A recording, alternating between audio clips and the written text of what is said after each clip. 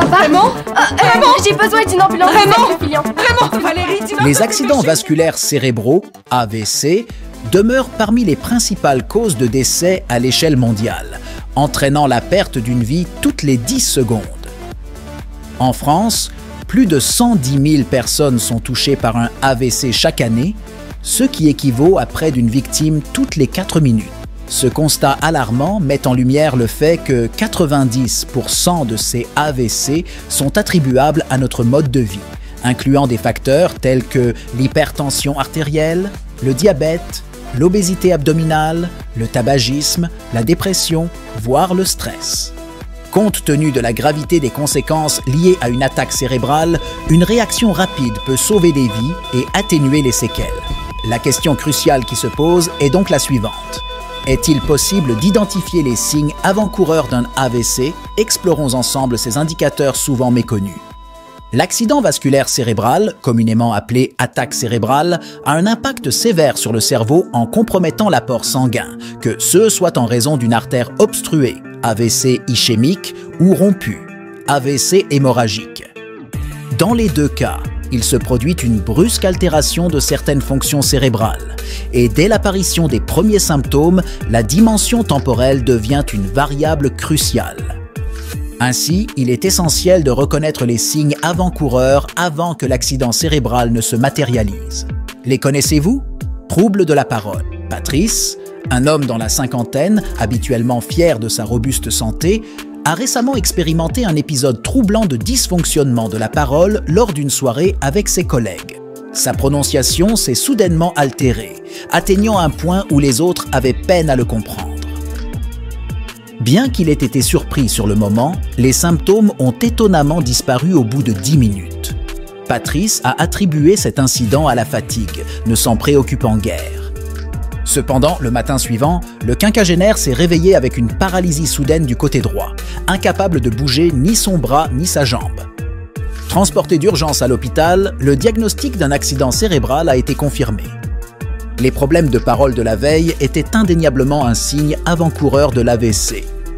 Les accidents vasculaires cérébraux surviennent fréquemment dans l'hémisphère gauche du cerveau, qui abrite les zones cruciales du langage. Les troubles de la parole peuvent se manifester même lorsque l'esprit est clair. On peut subitement éprouver des difficultés à articuler correctement, la prononciation devenant défectueuse ou bien avoir des difficultés à comprendre ce que les autres disent, formuler des phrases excessivement longues dénuées de sens ou inversement s'exprimer par des phrases incomplètes. Ces symptômes d'aphasie signalent un risque élevé d'accident cérébral.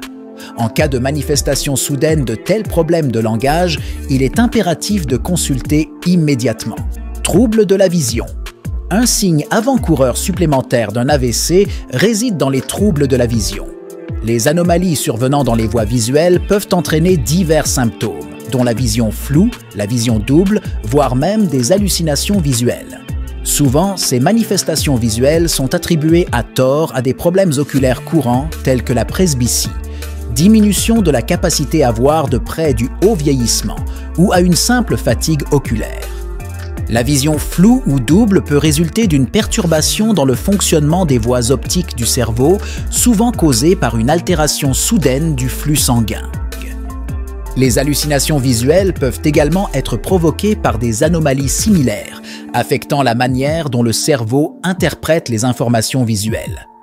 Ces symptômes visuels, bien qu'ils puissent parfois sembler anodins, ne doivent en aucun cas être négligés.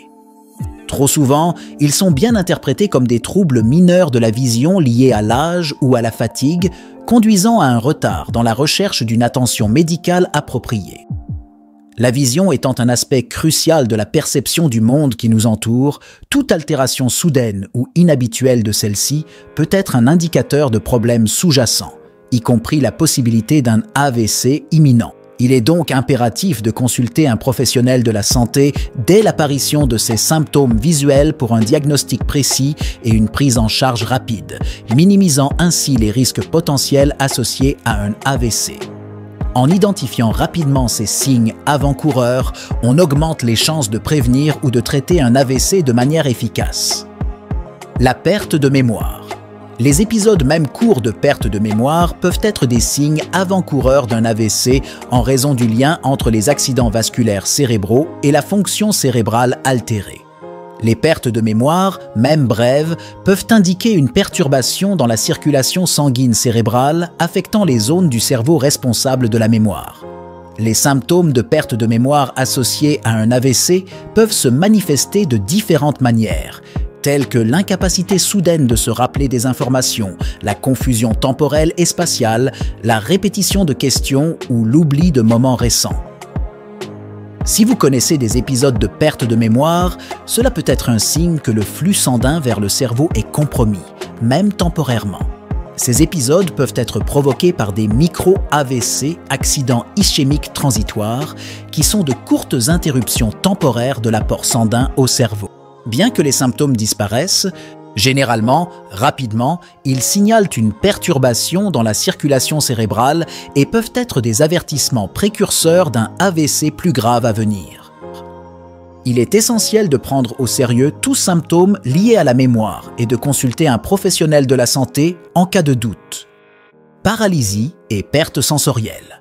Dans le contexte fréquent d'un accident vasculaire cérébral ischémique, une variété de symptômes de paralysie peuvent se manifester, affectant typiquement une moitié du corps. L'AVC ischémique survient lorsqu'une artère cérébrale est obstruée, entraînant une diminution du flux sanguin vers une région spécifique du cerveau. Les symptômes de paralysie qui en résultent sont souvent le résultat de la perturbation de la fonction normale des régions cérébrales responsables du contrôle des mouvements et de la coordination motrice. Lorsqu'une personne est touchée par un AVC ischémique, la paralysie peut se manifester de différentes manières, allant d'une paralysie partielle à une paralysie généralisée. Les membres du côté opposé à l'hémisphère cérébral touché peuvent être particulièrement affectés, entraînant des difficultés à bouger le bras, la jambe, voire tout un côté du corps. Cette perte soudaine de contrôle musculaire peut être accompagnée de sensations de picotement ou d'engourdissement de la peau dans la région touchée. Ces sensations peuvent résulter de l'altération de la transmission des signaux nerveux le long des voies sensorielles. Elles sont anormales et sont des indicateurs cruciaux de la perturbation de la fonction neurologique et peuvent accompagner la paralysie, fournissant ainsi des indices supplémentaires d'un possible AVC ischémique. Sensation de vertige. La sensation de vertige, souvent attribuée à la fatigue, peut revêtir un caractère précurseur d'une attaque cérébrale. Un vertige intense, qu'il soit accompagné ou non d'une perte auditive soudaine, de nausées ou de difficultés à rester debout, doit être interprété comme un signe d'alerte sérieux, nécessitant une attention immédiate. Le vertige, dans ce contexte, ne doit pas être négligé en le considérant simplement comme une conséquence passagère de la fatigue. Il peut signaler des perturbations dans le système vestibulaire ou des anomalies dans les régions cérébrales qui contrôlent l'équilibre. Lorsqu'il est associé à d'autres symptômes, tels qu'une perte auditive soudaine, des nausées ou des difficultés à rester debout, le vertige devient un indicateur crucial d'une possible attaque cérébrale imminente. La nécessité d'une attention immédiate découle du fait que ces symptômes peuvent être liés à des perturbations graves dans la circulation sanguine cérébrale, nécessitant une évaluation médicale rapide. Un diagnostic précoce et une intervention médicale prompte peuvent jouer un rôle déterminant dans la minimisation des dommages causés par une attaque cérébrale, ainsi que dans l'amélioration des perspectives de récupération.